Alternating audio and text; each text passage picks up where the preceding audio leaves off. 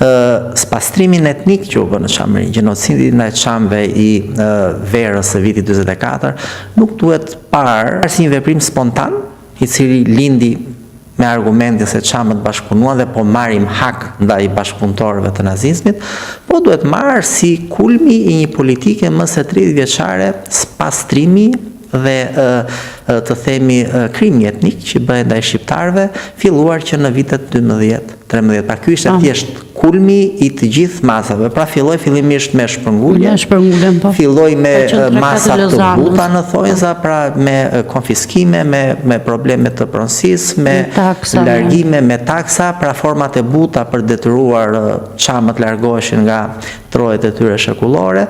Për të kulmuar, si pasojë edhe i mundësisë që i dha lufta e dytë botërore, duhet kemi parasysh që në këtë shpërngulje dhe gjenocid në çamëve të gjithë kanë faj. Zerva si që ai që bëri me pushkëndor masakrën, por këtu kanë faj dhe gjermanët që mbështeten, dhe pa dyshim edhe britanikët. Misioni britanik që ishte aty i pranishëm edhe që i shikonte dhe i vlerësonte.